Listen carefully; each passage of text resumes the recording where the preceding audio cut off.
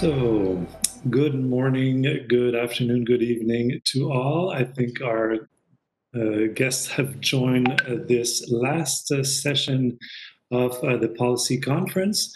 I'm welcoming you all to those closing remarks. It's an honor for me to facilitate and present our speakers today. My name is Bertrand Derome. I'm the Managing Director of WDO, the World Design Organization. As I mentioned, it's an honor to be closing such an incredible journey, this 5 days of profound and deep discussions, a marathon of reflection on such important topics for the design community, as well as for the municipal and state policymaking. During this session, you will be all welcome to ask questions in the chat. We will try to address them during the discussion part of the day. So let me now introduce the speakers we have with us today. With us live, we have Srinivasan, President of WDO, the World Design Organization, working with its global members to promote design for a better world. He is the Chairman and CEO of Lumium Design, a Silicon Valley-based, world-class award-winning product design company that has developed hundreds of products in many different consumer and electronic sectors. Srini is adjunct professor at industrial design at Tongji College of Industrial and Innovation, Shanghai. He also sits in multiple advisory boards and is also a mentor in technology startups, as well as an educational institute. Also with us this morning, Bruno Cassette, Director General of Services of Métropole Européenne de Lille. Mr. Cassette has a long-standing career that started at the French Ministry of Foreign Affairs in the early 19th. Later on, in 2003, he joined the European Commission in the Directorate General for Information, Society and Media as Lisbon Policy Officer. He was subsequently appointed Chief of Staff of the President of the Lower Normandy General Council before returning in 2008 at European level to the Directorate General of Regional Policy of the European Commission as Administrator of the Committee of Coordination of Structural and Cohesion Funds. Chief of Staff of the Prefect of Charente-Maritime in 2012, then Secretary General of the Prefecture of Lot-et-Garonne.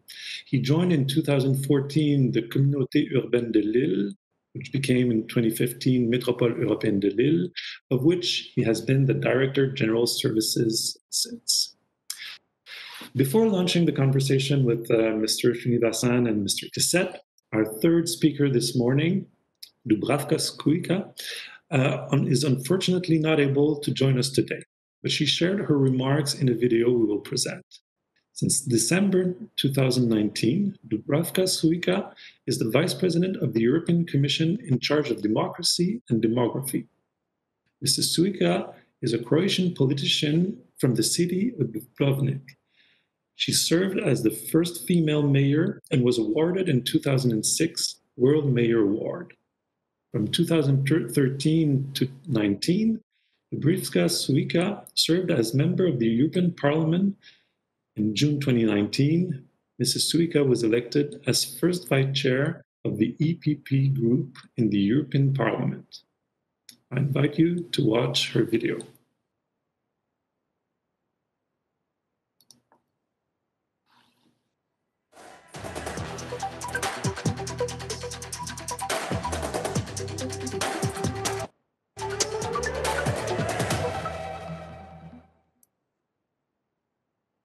Thank you for this question, and it is true that democracy is having hard times these days. People sometimes feel left behind. And what do they blame? They blame democracy itself. But democracy is still the best invention. We need to improve ways to respond to citizens' needs, even more so due to the COVID-19 pandemic. Our representative democracy works well, but it is not without fault. Some say it's not responsive enough, or is too mechanical, or not inclusive enough. So should we get rid of it? Certainly not. We are just about to launch the Conference on the Future of Europe to engage with citizens from all regions and all walks of lives and give them a greater say on what Europe does. This is a sign of new thinking at the European level and will help us bridge the gap between Europeans and institutions that serve them. The Commission is also working on a European Democracy Action Plan. It aims at protecting our democratic structures from interference and manipulation.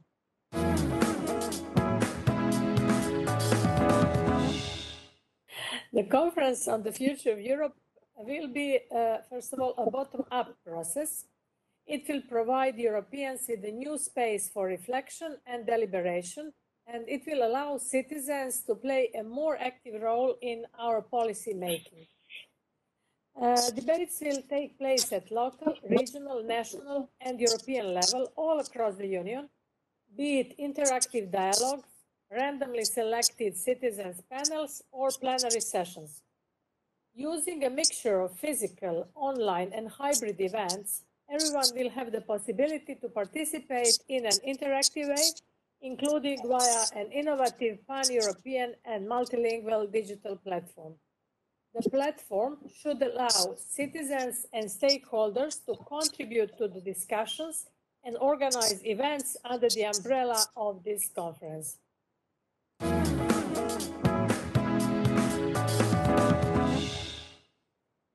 Regarding the subjects for discussion during the conference, openness and transparency are the guiding principles. Citizens should be able to raise and discuss any topic that matters to them.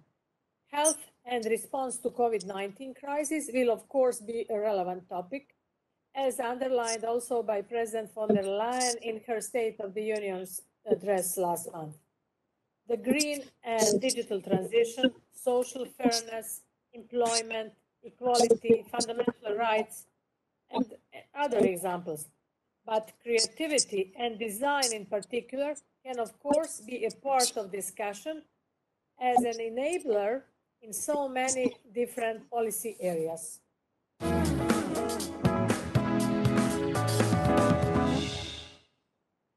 Engaging with European citizens in a broad and inclusive debate on the future of Europe will help us to emerge stronger from the crisis. Citizens' trust in democracy cannot and should not be taken for granted. I have been an elected representative at local, national, and European level, so I know what I'm talking about. For the conference to be a success, everyone will need to play their part, from national and regional parliaments to mayors and local authorities, from civil societies to businesses. And most importantly, this is your opportunity to contribute to the future of Europe, and I warmly encourage you to do so.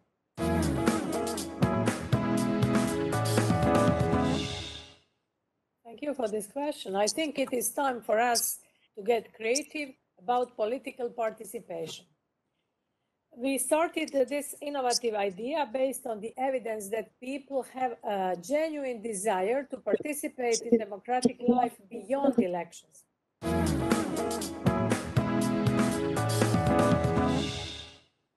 Representative democracies must be reinforced and enriched by new ways for citizens to deliberate. With the conference, we want to create a new space for this. We cannot solve new problems with outdated ways of looking at the world. And my objective from day one of my current role is to invest all my energy in citizens' participation at all levels of policymaking. And let me underline once again that the conference will only be successful if citizens from all walks of life and all communities participate. So, according to my opinion, it's only through direct engagement and deliberation that we can successfully and constructively go through green, digital, and demographic transitions.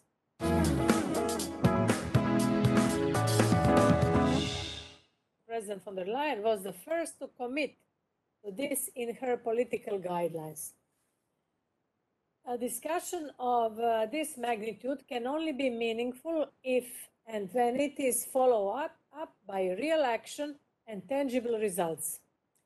For this, we need a well-designed feedback mechanism, and we are working on this. Citizens and organizations will be able to provide feedback and proposals, especially through our digital platform. And the synthesis of this will then be taken to the European level, where European citizens, through European citizens panels, which will be made of randomly selected citizens, will discuss the proposals and formulate recommendations for action.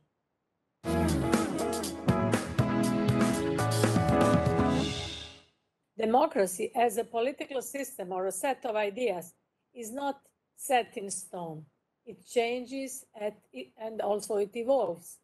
So design can certainly help us and strengthen and improve our democratic mechanisms.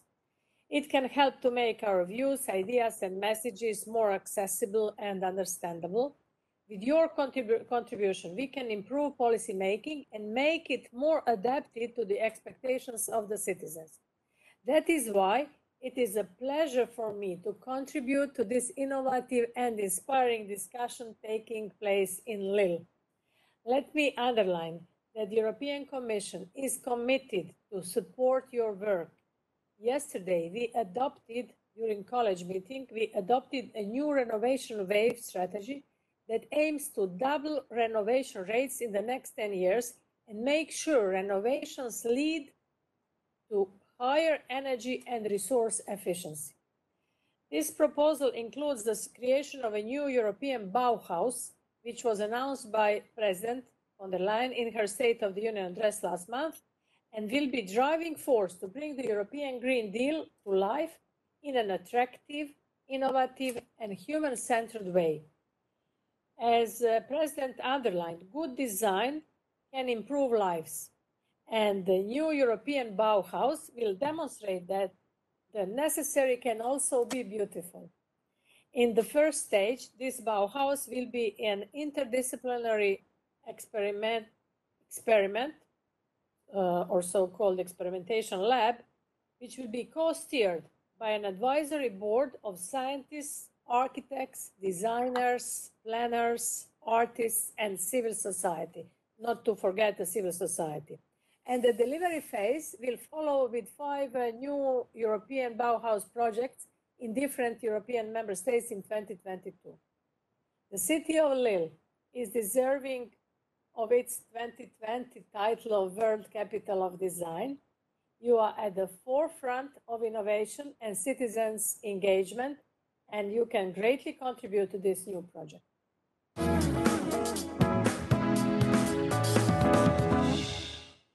We are all feeling the economic, social, and psychological hardships of COVID-19. We know that the pandemic has not hit every community in the same way. It has not hit men and women in the same way. It has not hit the young and the elderly in the same way. This is exactly why the conference has become more important than ever. President von der Leyen has confirmed that while the coronavirus crisis delayed the launch of the conference, the Commission is ready to, more than ready and eager to start. We will make every effort to learn lessons from this crisis and to find innovative ways to deepen the connection between citizens and democratic institutions that serve them, to establish trust, to reinforce solidarity. So let's get citizens on board and work together to build the society we want now and in the future. We succeed in this together, with France, with Lille, with mayors, designers, and citizens. And thank you very much.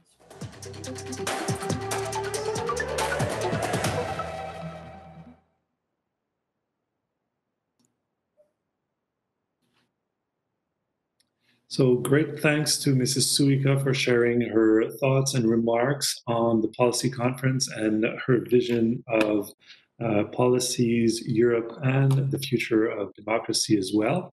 Now, before launching an open discussion between our speakers today, I would ask Mr. Srinivasan to share maybe some opening remarks. Mr. Srinivasan. We can't hear you currently. We will need to unmute Mr. Srinivasan. Thank you. I am unmuted. Can you not hear? Yes. Okay. Bonjour, everybody. So thank you, Mr. Cassette, and also my dear friends of Lille, whom I met in the last 2 years when we are trying to plan for this. First of all, it's my pleasure and privilege as the president of the World Design Organization to be at this closing of the policy conference. To me, the policy conference of the World Design Capital is the most significant event, capturing the essence of a city's, democratic manners and how they do things for their own citizens. So policy conference is such an important event. It's indeed my pleasure to be here. Thank you for organizing this wonderful last 4 days. So before we get to some of the slides I prepared to capture the evolution of policy and the policy conferences and what design has done in the world. So we started off, and especially before we get there, I want to specially congratulate the entire team of Lille Metropolitan City for being such a brave team during the whole world is going through pandemic, as Ms. Suica very eloquently presented. But the Lille Metro team did not deter, and they worked with WDO's secretariat and the other board to make sure we are not left behind. COVID or no COVID, we moved along, and really, really hats off to the team. I want to congratulate once again Lille Metro for putting together such a beautiful, such an effective world design program, including the policy conference. So policy conferences have always been, it goes from, as Ms. Suica mentioned, so I'm just checking some of her notes here. So she's always, she said democracy changes and evolves, and policy conferences are certainly a catalyst to that. And design is certainly something that, helps the policy conferences come together. So let's trace back to what we have done. So this is we are going back to 2008 when we had our first policy conference in Torino, where, the next slide, please. It was first of the kind, and we sought to shape the global design agenda by highlighting the best practices. So what is the goal for WDO in these policy conferences? We want to highlight, we want to bring the region's best policies that is helping that particular region. Not only that, we also share those findings with our global community. So therefore, it's important for us to see what Torino has done. I think we seem to have lost the slide, but that's okay. I have, okay. We also consider the importance of national design strategies, because any city belongs to a country. So therefore, it's important for us to fine-tune their policies in line with the national design policy with respect to the design and business and the society. So next move, we went to Seoul, where the keynote of the theme was how to make Seoul a design-friendly city. And they also instituted a World Design Survey, first of its kind for WDO, and promoted the achievements of what the entire city done during the, it was a slightly different policy conference. We talked not only about policy, but also how to bring in and integrate design into the citizens' day-to-day life. So that was one of the things that was highlight of Seoul. Next, we moved on to Helsinki. Next slide. Where the goal of the conference was to create practical manifesto for strategic design. Because Helsinki has been a design-friendly city already by the time they came up to the World Design Capital in 2012. And they actually took architecture as one of the main agendas in the policy conference, where how to build quality infrastructure.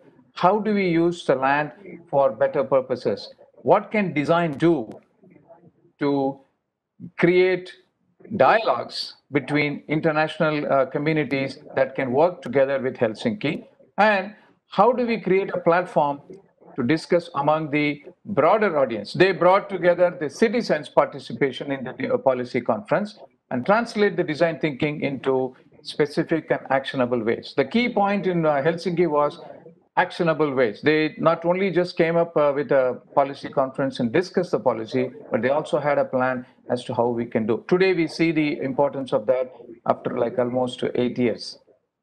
Move forward to Cape Town in 2014.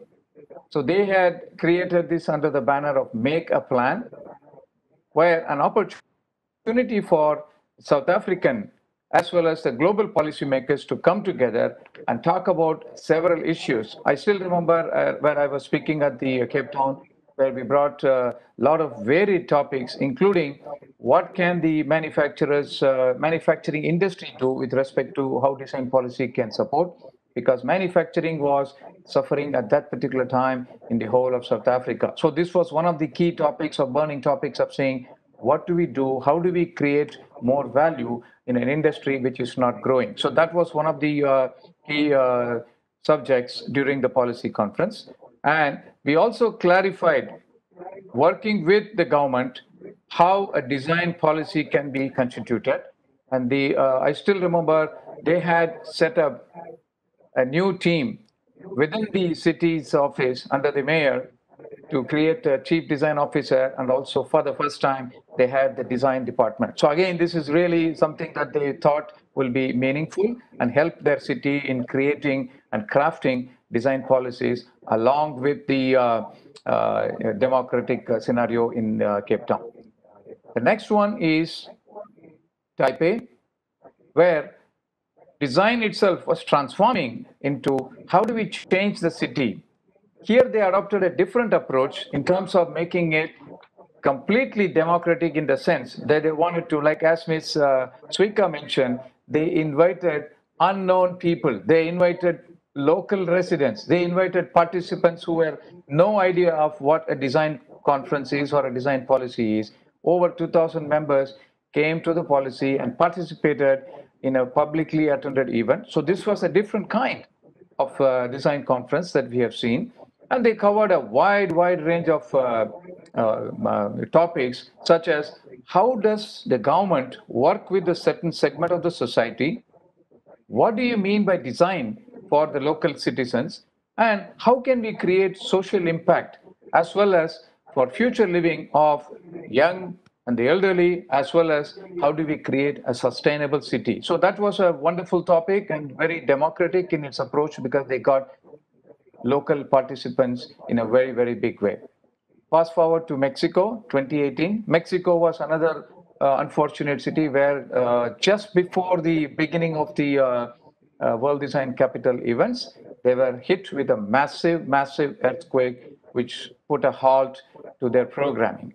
So unfortunately, we could not, everything was, like in a disarray, saying like, oh, are we going to do something or not? But beautifully, the team came together, had a little delayed start, but then they did a wonderful job within the short period of time that they were able to put their hands together. So that time it was Future of Cities, because everybody was really affected. Even though we were starting the WDC events, people's mind was like, those lives that were lost during the earthquake that happened in December of 2017. And they wanted to see how can we create a better urban city for Mexico. So that was one of the themes that they did. And of course, it had all the international participants in design. Architecture was one of the key themes. And how do we rebuild the city was one of the things that we discussed quite elaborately, because we wanted to really help them in many ways. So the focus was also shifting towards influencing design students. As we all know, younger generation's participation is quite important for us, because they are the future of this universe. So we brought in a younger audience there and then asked their inputs in terms of how do we create better policy. So with that, we just fast forward to Lille. So Lille Metro was also, unfortunately, not only Lille, but the entire globe was hit with this huge pandemic, which we did not know at that time. I still remember December of 2019, where we had a lot of energy and excitement when opening the WDC for Lille on December 6th, 2019. And then we covered a lot of topics in that first event, and subsequently we were all hit by this scenario. But not to be deterred by those, Lille Metropolitan City came up with fantastic programming and late start, later than the Mexico, but they still made justice to this wonderful program. So we saw in the last 4 days, I'm not going to get into that, I'm going to let our dear Bruno Cassette talk about those things. It's just to give us an idea of evolution of what happens. Design policies, or we are also looking at designing policies and how these help with the city government. Because without the government support, I've always said in many platforms, we can only take these prototyping ideas to the policymakers, also the political layer, because political will is not there, then we cannot achieve anything. While we look and listen to the citizens, we also need to bring in the political layer and influence the mayors of the cities, the governors of the states, the presidents of the countries. We need to make sure that our voice is echoed loud enough that the political layer gets the message, and they also feel enchanted about how do we get a better policy for better citizens. So with this, I would like to hand it over to Bertrand.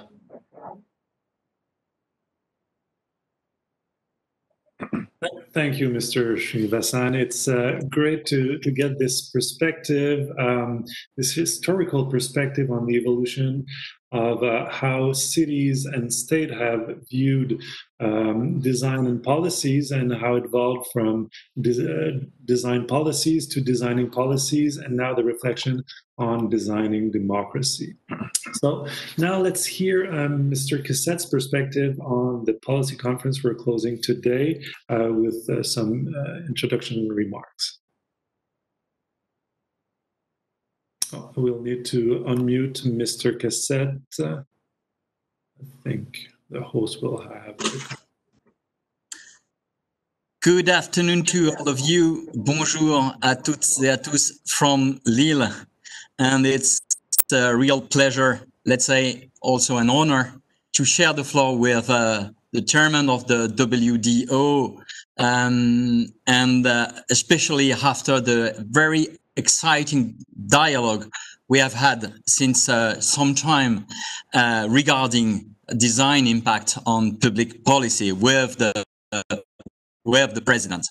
I also would like to thank him very much for his words, very kind. I'm sure that all the teams here will be very sensitive to his compliments.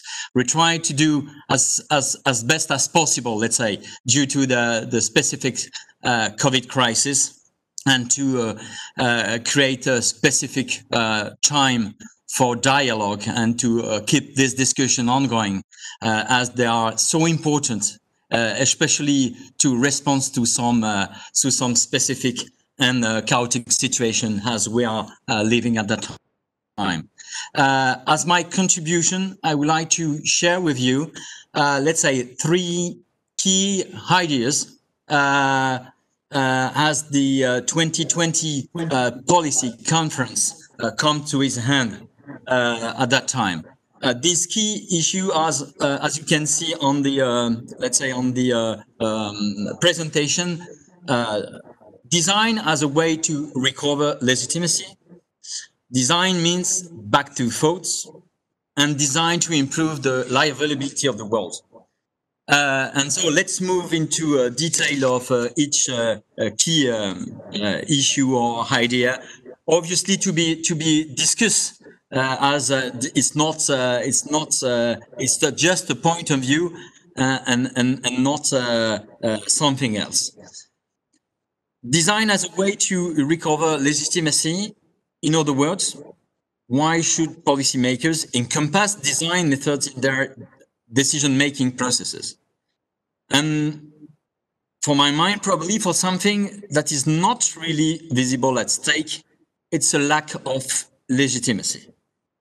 Before the corona crisis, we were facing in France, but probably in many other countries. And the European Commissioner mentioned that in her starting point, a deep questioning of the nature and the role of public action in our society. The core question remains to demonstrate, in fact, the real added value of public actors to address citizens or users' problems and needs as they appear inappropriate or outdated. This crisis is linked to the capacity for the administration to bring added value, not only to improve the daily life, but also to invent a desirable future by anticipating and supporting the transitions. I mean, all the transition, ecological, digital, and democratic, and act as an ethical and cultural guarantor facing risk inherent to any changes. The challenge today is to design, in fact, a new way of doing society and to shape its future. This is not only a question of added value, this is also a question of our relevance and, let's say, brutally, our sustainability. Therefore, the more and more frequent use of innovation processes or design initiatives within public services has to be, according to me, understood as a way to recover legitimacy in front of our citizens. So it's key. And obviously, the current crisis, like the 2008 financial crisis, shows how the public sector is vital to respond to critical situations. So we have to ride the current wave, but it's not sufficient, as the collective memory is often shorter than expected. So there is a room for innovation in order to transform our organization and to provide the most efficient approach to address collective needs. The second idea is meaning that design offer new, let's say, opportunities. Let's say in terms of public policy, design is often reduced to benefiting from public consultation. Obviously, it's important to know what people are expecting when it's prepare a project that concerns their environment and quality of life. There is a major part of making them involved, or this is a major part of making them involved in the decision process. But design is really much more than that. And obviously, I know that you know, President, that it's really much more. For me, design begins with questions. To be innovative or to encompass design within our decision-making processes, we need to allow time for debates, remarks, and even resettings. In other words, we need to create rooms where specific moments are dedicated to these discussions in order to assess the level of efficiency of our actions. Therefore, we need rooms physically in our process, but also in our mind. This is why design means back to thought, because time to think is probably one of the most lacking needs in our administrations today. Public policies are running behind people expressions. Politicians are sometimes in position, but probably more and more frequently, where they are essentially listening and reacting to citizen claims. But I think that our added value in public administration is to be able to identify, understand, and anticipate further needs, failures, or ruptures. There is really much more, this is really much more exciting and demanding than listen and act and react. So this is a key challenge for public actor, and design can really help in this matter. The final and last idea is design to improve the reliability, and sorry, probably there is a hey missing. Sorry for this error. Livability of the world. According to me, if you want that innovation happens, if you want to innovate, you need people. You need people fully dedicated to that in order to implement and succeed. Otherwise, there is a huge risk that nobody gets time to do so due to busy conservative agenda. So we need people, and in particular, we need professional designers to fix strategies based on values. Then this becomes a matter of culture. Since 2011, we are looking here in Lille at design as another way of doing public policy. And I like very much this perspective drawn up by Alain Findley. And you can see is a phrase on the slide. The end or goal of design is to improve or at least maintain the livability of the world in all its dimensions. I really I like very much this phrase, because in my view it's clear that design and public policy converge to the same objective as public action seeks to improve quality of life. I'm confident that we will be able to share a common language for a common goal, and this should be probably our new frontier. Thank you.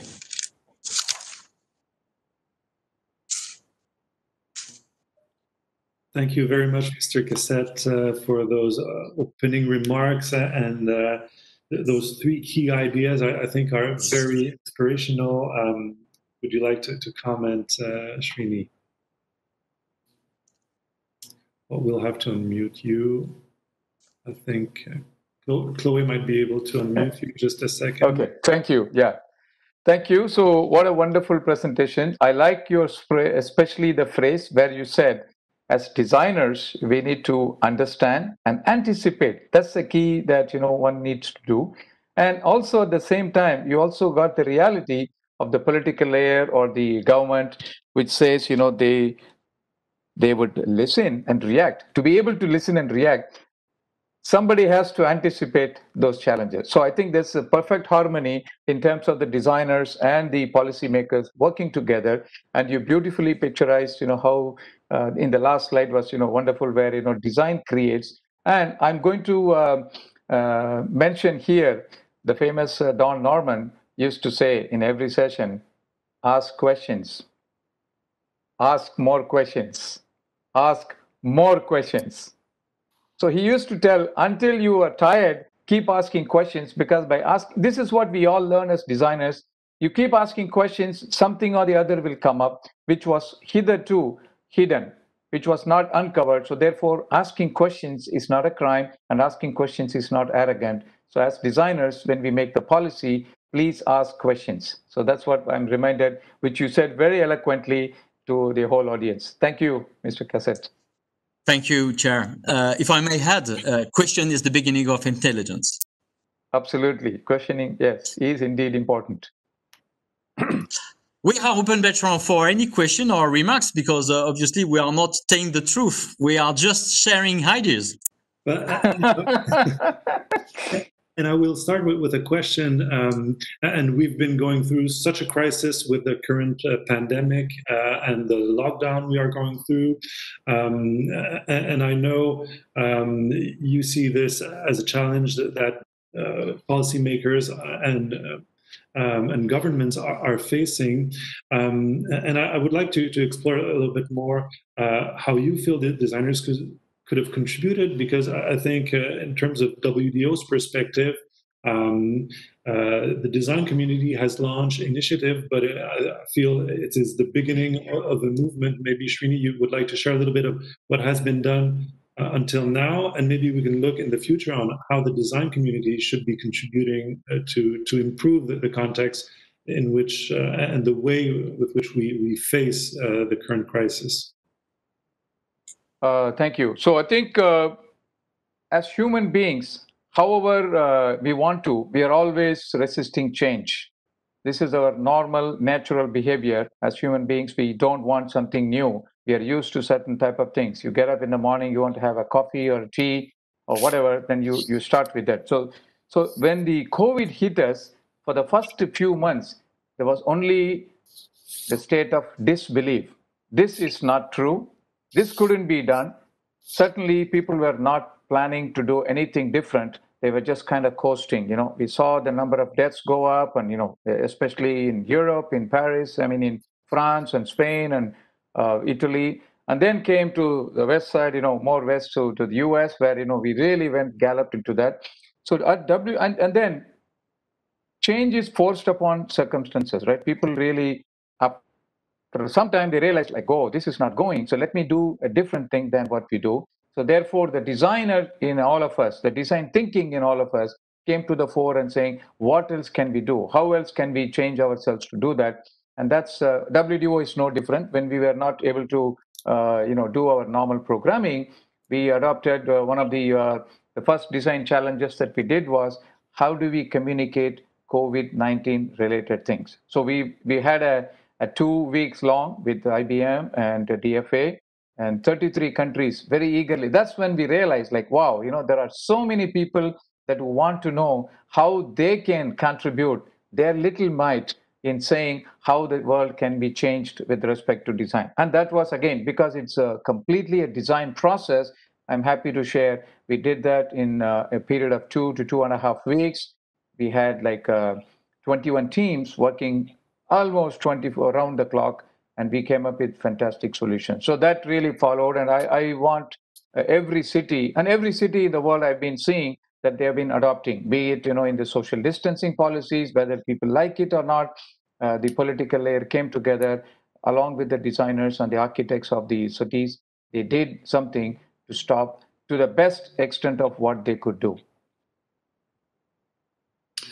Thank you. Thank you very much. And I'm curious to hear on a government perspective, facing such a crisis, and you mentioned earlier on, design should help us to anticipate and not react, but in this case, everyone had to react to a situation no one could anticipate. So we had to react. But I'm curious to hear how the design community should hear the call of policymakers to come to the table and contribute to helping governments improve their work to, in the end, improve quality of life of people.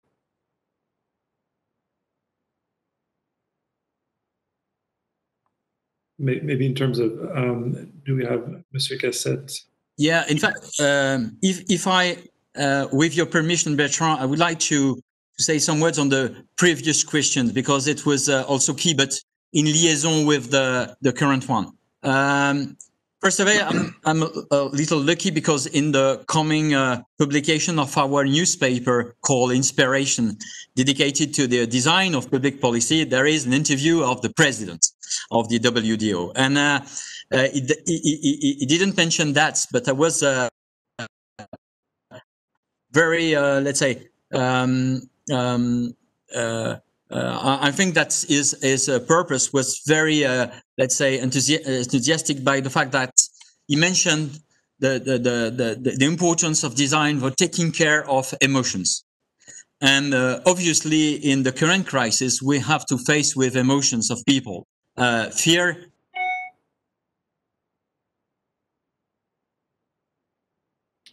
I think we are losing connection with Mr. Cassette.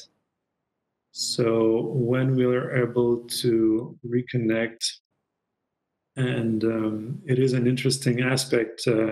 Yes. Mr. Cassette, we lost you. Yeah. We lost you when you okay. said so you were having to deal with fear.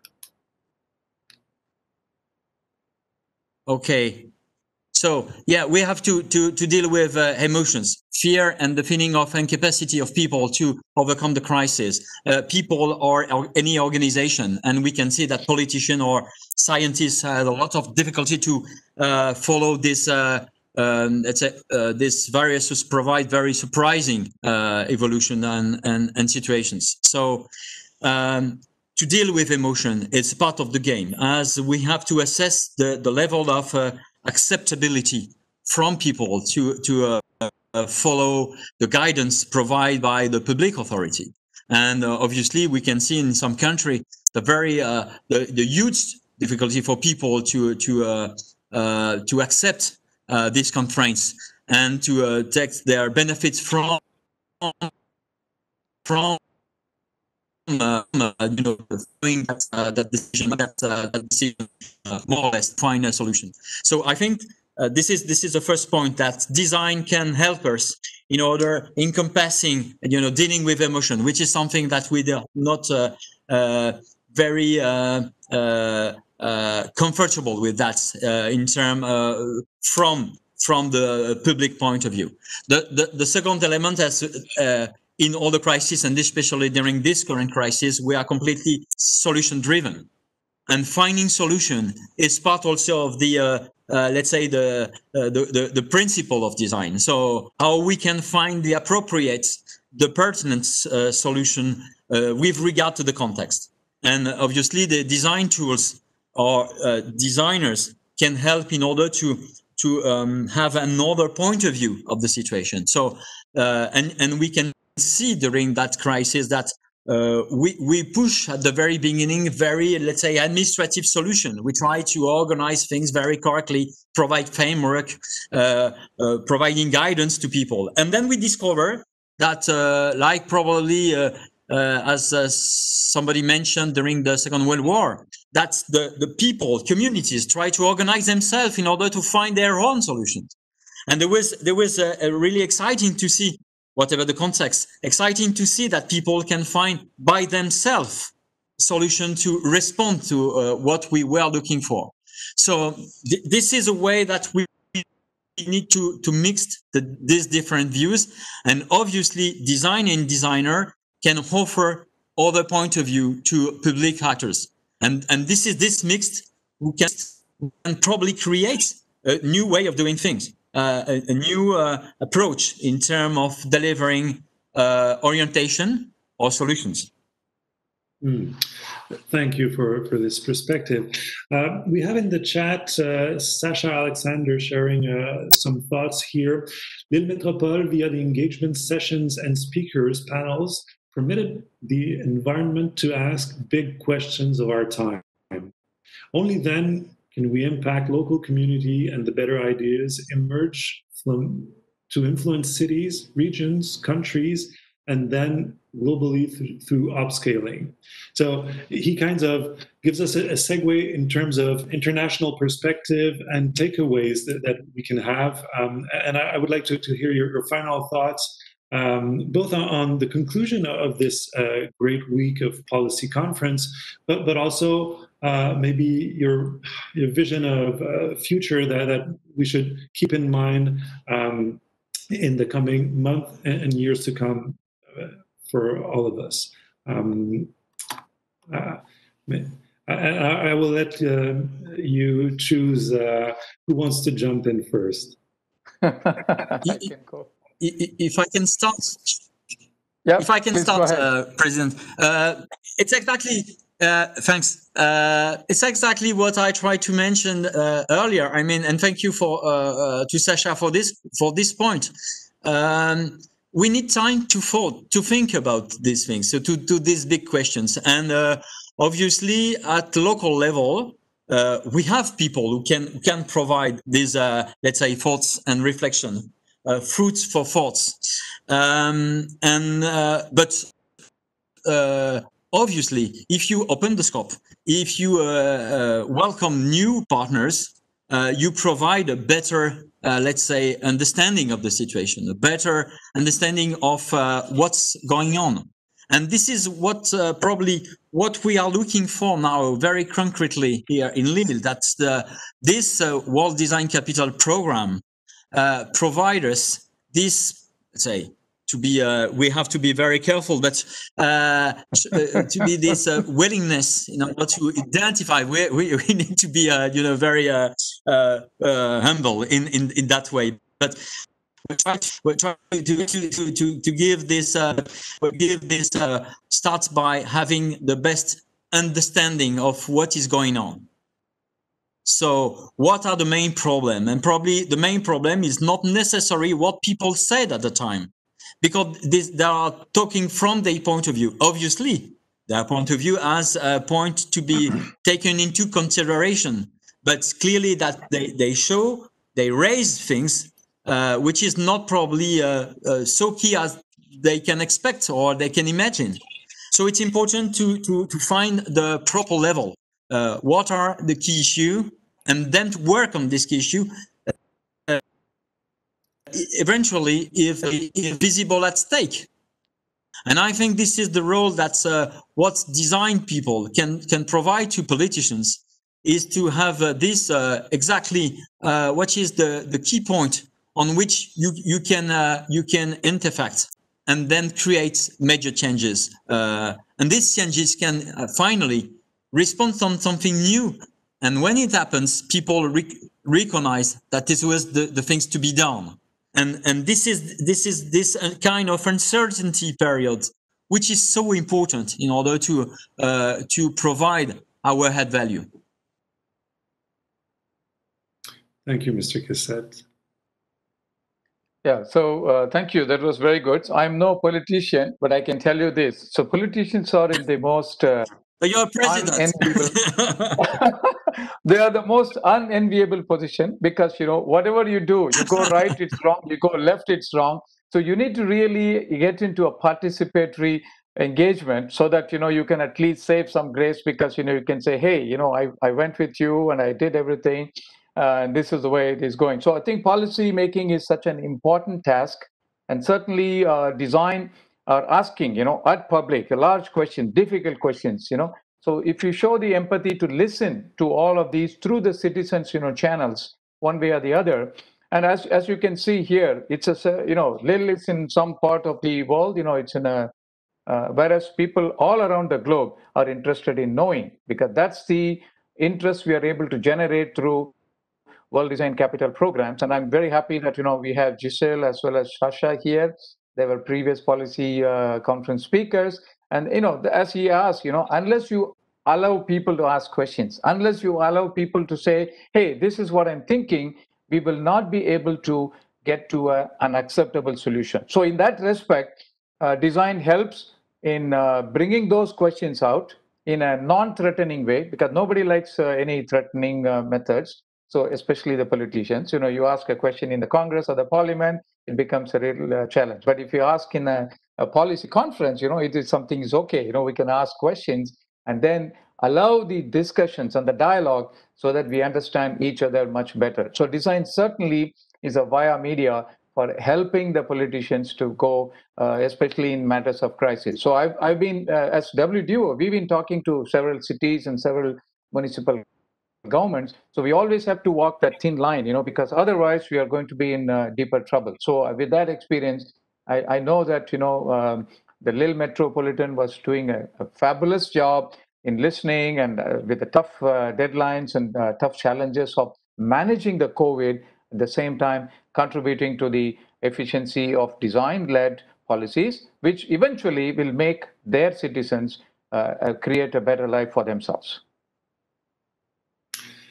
Thank you very much. Try, if I may hide also something else in that perspective as well, is the fact that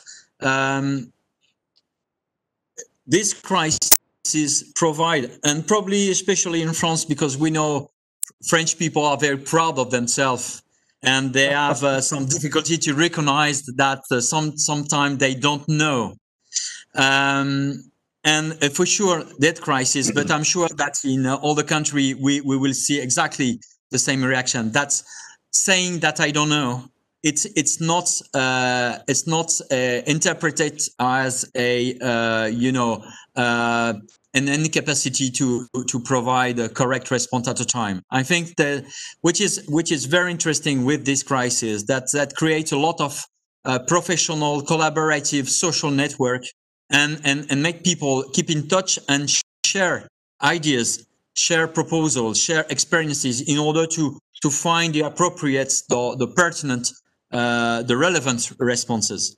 And I'm sure that we will, whatever the difficulty with digital connections and network, it's clear that to have connection with people outside, whatever the frontier, outside, which is probably provide a real added value in order to share idea, because when you are under crisis situation, the objective is to find the solution wherever the solution come from. So if your neighbor find the appropriate or the relevant solution, obviously we will keep it. And this is, let's say, in France, it's clearly new, because here everybody consider that is the best. So seriously speaking, it's a major change. It's a major change, and I'm sure that if you are looking to European level, for instance, where exchange of best practices is more common, I'm sure that this crisis encourage, and as we can notice.